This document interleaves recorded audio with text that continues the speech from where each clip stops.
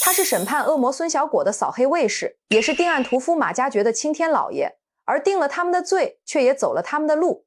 1998年2月，他参与审理了孙小果强奸、故意伤害、强制猥亵妇女案，但并没有让他出名。真正让他出名的是另外一个案子。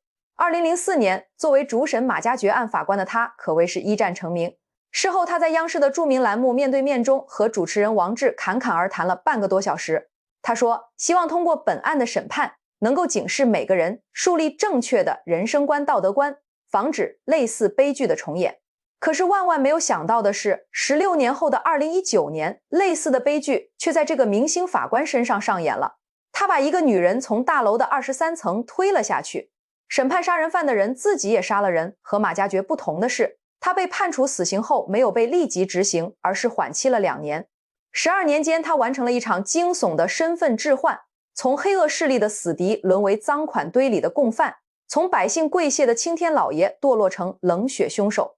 一个正义的维护者本当以身作则，却走上违法犯罪道路，变成自己最讨厌的样子。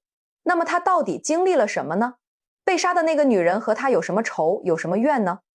大家好，我是微笑，这个人叫做刀文彬。现在我就抽丝剥茧，尽可能的把这个令人唏嘘的故事完整的告诉您。1969年7月，盛夏的昆明，刀文彬在一个普通回族工人家庭降生。彼时的昆明，工业气息与市井烟火交织，普通工人家庭的生活虽不富裕，却有着朴素的家风传承。刀文彬的父母都是踏实肯干的劳动者，从小便教导他做人要正派，做事要踏实。这份教诲如同种子，在他年幼的心中扎下了根。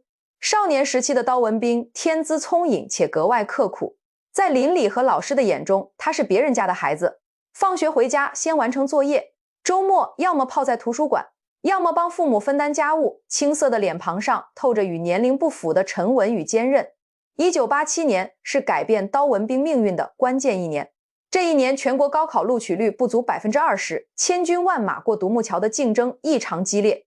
对于来自普通工人家庭的刀文彬而言，高考是跳出阶层，实现理想的唯一捷径。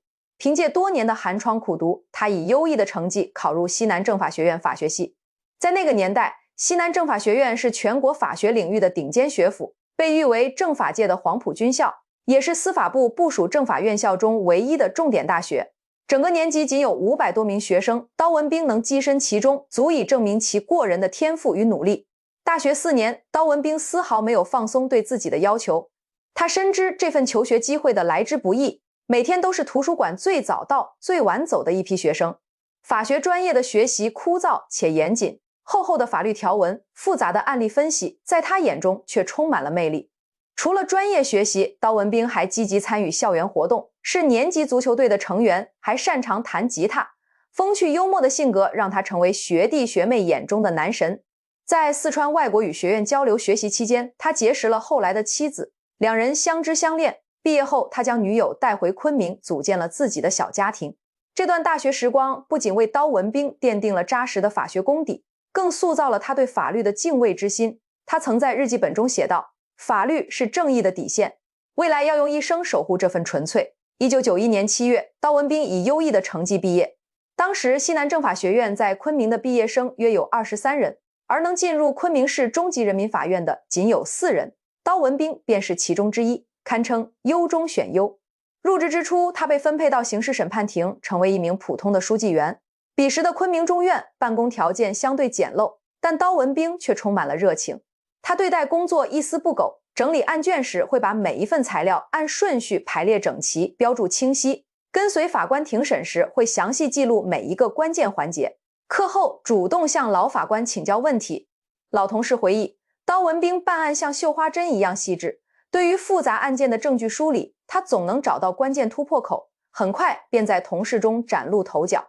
1998年，刀文彬迎来了职业生涯的第一个重要转折点，参与审理孙小果案。彼时的孙小果凭借其母亲与继父的权力背景，在昆明作恶多端，犯下强奸罪、强制侮辱妇女罪、故意伤害罪等多项重罪，民愤极大。但审理此案的过程却充满了阻力，不仅有来自上级的隐晦暗示，还有匿名的威胁电话，要求对孙小果从轻发落。作为审理团队的核心成员，刀文彬顶住了巨大的压力。他坚持以证据为依据，以法律为准绳，逐一审验案件证据，梳理案件脉络。在庭审中，他冷静沉着，逻辑清晰，有力驳斥了辩护方的无理辩解。最终，昆明中院于1998年2月18日作出判决，判处孙小果死刑，剥夺政治权利终身。虽然多年后孙小果在其家人的运作下逃脱制裁，但在当时，这份判决无疑彰显了法律的威严，也让刀文彬成为百姓口中的铁面青天。2004年，刀文彬迎来了职业生涯的高光时刻，主审马加爵案。这起案件震惊全国，4名大学生被同宿舍同学马加爵杀害，尸体被藏匿在宿舍衣柜中，社会关注度极高。作为主审法官，刀文彬肩负着巨大的责任。案件起诉到昆明中院后，他于4月7日便立即介入，全身心投入案件审理。当时，马加爵拒绝任何人为其委托辩护人，态度顽固。为了查清案件事实，刀文彬连续多日与马加爵长谈，还邀请心理学专家介入，试图了解其犯罪心理。针对是否存在第三者作案、现场血迹是否为马加爵所留、作案凶器是否确定等争议焦点，刀文彬逐一核查证据，排除疑点。在接受央视记者采访时，刀文彬条理清晰地解读案件证据。从现有的证据情况来看，现场遗留的沾有被害人血迹的马加爵血指纹，以及作案凶器铁锤上提取到的被害人血迹，都足以证实马加爵就是作案人。对于量刑依据，他明确表示，刑法第232条规定，故意杀人的首选量刑幅度是死刑。马加爵犯罪情节恶劣，精心策划杀人，事后企图逃跑，虽认罪态度较好，但不足以从轻处罚。2004年4月24日，刀文彬当庭宣判，被告人马加爵犯故意杀人罪，判处死刑，剥夺政治权利终身。同时，他还依法对刑事附带民事诉讼作出判决，判处马加爵向3名被害人亲属每家赔偿2万元。面对记者马加爵无赔偿能力，为何还要判决的疑问，刀文彬回应，判决与执行是2个问题，法院必须依法支持原告的合理诉求，这是法律的尊严所在。马加爵案的成功审理让刀文彬声名鹊起，他在庭审中的严谨态度，对法理的深刻解读，赢得了司法界与社会公众的广泛认可。昆明中院在为其团队颁奖的评语中提到，一审法院对法理刑法条文的深刻理解，为今后昆明市2级法院审理类似案件具有程序和实体上的指导意义。这一年，33岁的刀文彬升任昆明市中级人民法院刑事审判第1庭副庭长，成为副处级干部。此时的他站在职业生涯的巅峰，是西南政法学院校友的骄傲，是昆明司法系统的新星，更是无数人心中正义的守护者。他曾在接受采访时坚定地说，必须依照法律，你违背了法律，你就不是法官。这句话彼时的他说得铿锵有力。2005年之后，刀文彬的人生轨迹悄然发生转变。升任刑一庭副庭长后，他原本被寄予厚望，不少人认为他会很快更进一步走向更高的领导岗位。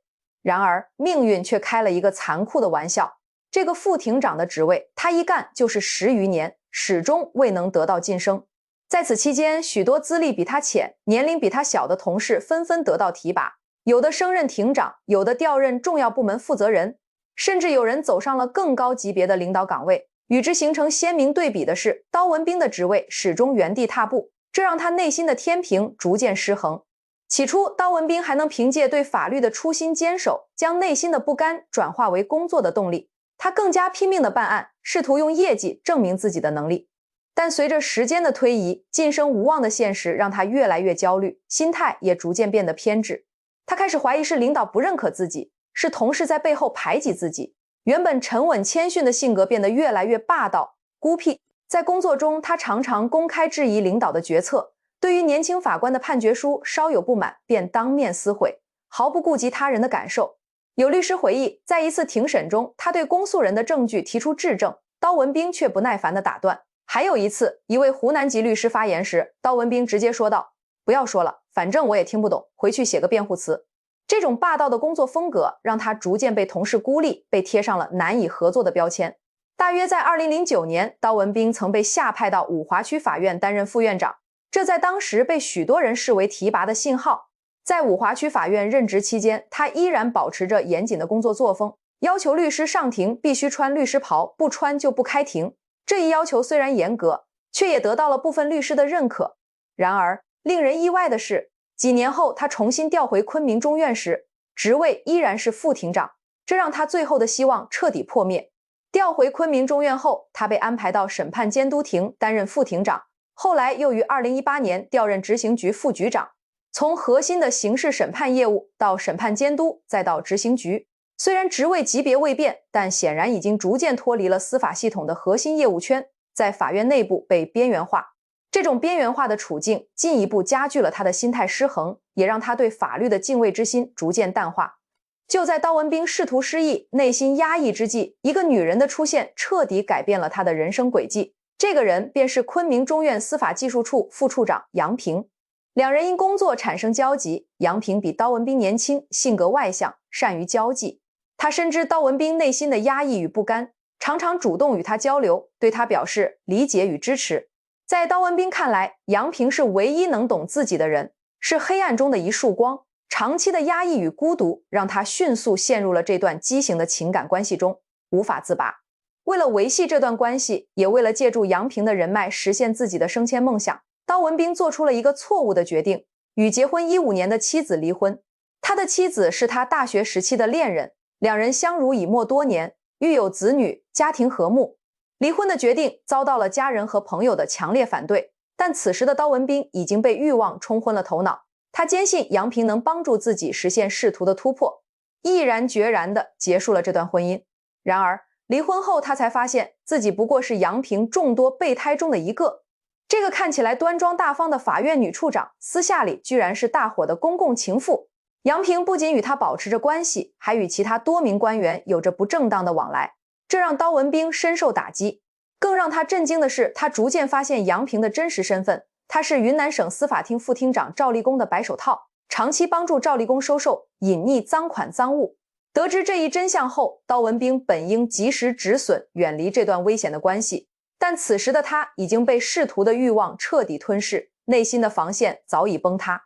他没有选择报警，也没有选择离开，反而产生了一个危险的想法，借助杨平与赵立功的关系为自己的仕途铺路。于是他主动参与到杨平的活动中，帮助他保管、转移赃款赃物，一步步沦为权力的附庸，彻底偏离了初心的轨道。2014年8月，刀文彬被正式任命为昆明中院审判监督庭副庭长，但这个职位并没有让他满足，反而让他更加迫切地想要晋升。他开始频繁地通过杨平接触赵立功，希望能得到赵立功的提拔。为了讨好赵立功，他甚至利用自己的职务便利，在一些案件的审理中为赵立功的关系人提供便利，将法律的尊严抛诸脑后。此时的刀文彬早已不是那个坚守正义的铁面法官，他的心中只剩下权力的欲望和仕途的执念。他忘记了自己曾经说过的必须依照法律，忘记了自己对法律的初心承诺，在欲望的泥潭中越陷越深，无法自拔。2018年，刀文彬的晋升梦彻底破碎。这一年，云南省司法厅副厅长赵立功因涉嫌严重违纪违法被立案调查，其贪腐的罪行逐渐曝光。赵立功的落马如同一场突如其来的风暴，将刀文彬和杨平都卷入了其中。杨平作为赵立功的白手套，自然成为了监察部门调查的重点对象。得知赵立功被调查的消息后，杨平慌不择路，他将自己多年来帮助赵立功收受的1280万现金、大量金条、翡翠等赃款赃物全部转移到刀文彬手中，请求刀文彬帮忙保管，希望能逃避调查。面对巨额的赃款赃物，刀文彬内心充满了恐惧与贪婪。他清楚地知道，帮助杨平保管赃款赃物是违法行为，一旦暴露，自己的职业生涯甚至生命都将毁于一旦。但巨额的财富和内心的侥幸心理，让他最终选择了铤而走险。他将这些赃款赃物分别藏匿在自己的住所、父母的住所以及一些隐秘的地方，试图掩盖这一切。此时的刀文彬已经彻底沦为共犯，他的双手不仅沾染了权力的污浊，更开始触碰法律的红线。2019年，赵立功被正式双规，监察部门对杨平的调查也逐渐深入。杨平多次被监察部门约谈，眼看自己的罪行即将暴露，他开始变得焦躁不安。他频繁地找到刀文彬，要求刀文彬将赃款赃物归还自己，甚至威胁刀文彬，如果不归还，就将他帮助自己保管赃款赃物的事情举报出去。两人因此多次发生激烈的争吵，刀文彬的内心充满了恐惧。他知道一旦事情败露，自己不仅会丢掉工作，还会面临严厉的法律制裁，多年来的努力都将化为泡影。恐惧之下，刀文彬产生了一个邪恶的念头：杀死杨平，一了百了。他认为只要杨平死了，就没有人知道自己帮助保管赃款赃物的事情，自己就能摆脱困境。于是他开始精心策划杀人计划。他编造了殉情自杀的谎言，欺骗杨平说只要两人假装殉情，就能躲过调查，以后重新开始生活。单纯的杨平竟然相信了刀文彬的谎言，答应配合他。刀文彬诱骗杨平写下自杀声明，并让他按上口红手印，试图将谋杀伪装成自杀。2019年9月底的一天，刀文彬将杨平约到自己位于昆明中院附近某高档小区的住所。这个小区均价19000元每平米。刀文彬的住所位于23层，2室1厅，面积约91平米。进入房间后，刀文彬与杨平再次发生争吵。情绪失控的刀文彬趁杨平不备，将他从23楼的窗户推了下去。杨平的身体重重地摔在楼下的马路上，当场死亡。作案后，刀文彬试图清理现场，掩盖自己的罪行，但他万万没有想到，自己的恶行早已被对面大楼的监控记录了下来。案发当天上午，附近居民发现了坠楼的杨平，立即拨打了报警电话。警方赶到现场后，迅速展开调查。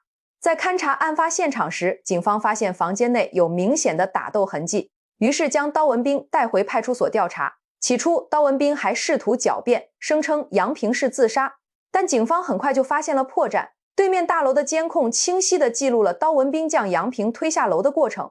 杨平写下的自杀声明中充斥着司法术语，与普通自杀者的口吻不符。刀文彬的银行账户突然多出200万借款，来源不明。在确凿的证据面前，刀文彬的心理防线彻底崩溃，如实供述了自己杀害杨平、帮助杨平保管赃款赃物以及非法持有弹药的犯罪事实。2020年6月30日，云南省高级人民法院下达指定管辖决定书，将刀文彬案指定由玉溪市中级人民法院审理。同日，昆明市第14届人大常委会第28次会议表决，免去了刀文彬的昆明市中级人民法院审判员职务。此时的刀文彬已经从一名受人尊敬的法官沦为一名阶下囚。2020年10月，玉溪市人民检察院以刀文彬涉嫌故意杀人罪、掩饰隐瞒犯罪所得罪、非法持有弹药罪向玉溪市中级人民法院提起公诉。庭审现场，曾经宣判无数罪犯的刀文彬身着囚服站在被告席上，接受法律的审判。旁听席上，他的昔日同事、校友纷纷摇头叹息，有人甚至发出了惊呼。面对公诉人的指控，刀文彬对自己的犯罪事实供认不讳，只是在提到自己的家人时，流下了悔恨的泪水。2023年1月，玉溪市中级人民法院对刀文彬案作出一审判决，被告人刀文彬犯故意杀人罪，判处死刑，缓期2年执行；犯掩饰、隐瞒犯罪所得罪，判处有期徒刑3年，并处罚金人民币50万元；犯非法持有弹药罪，判处有期徒刑1年，数罪并罚，决定执行死刑。缓期2年执行，剥夺政治权利终身，并处没收个人全部财产。一审判决后，刀文彬没有提出上诉。至此，这场跨越数年的案件终于尘埃落定。曾经的铁面法官，最终被自己所守护的法律判处死缓，这无疑是一场巨大的讽刺。他不仅毁掉了自己的一生，也毁掉了2个家庭。他的父母因他的罪行承受着巨大的精神压力，他的子女因他的过错抬不起头来。杨平的家人则永远失去了自己的亲人，承受着无尽的痛苦。他的故事听起来像个警示寓言，这反差多少有点黑色幽默的味道。法律不是谁的保护伞，不管你是法官还是普通人，犯了错都得认。尤其对那些身处高位、掌握权力的人来说，更得时刻警醒自己，别让一时的冲动毁了整个人生。正如网友所说，守护公平的从来不是法袍，而是穿法袍的人。生活里谁还没点压力、点脾气？但不管遇到啥，尽量保持冷静，守住那条法律的红线。毕竟人生可没有重来见。好了，本期内容到这里就结束了，我是微笑，感谢你的观看，我们下期见。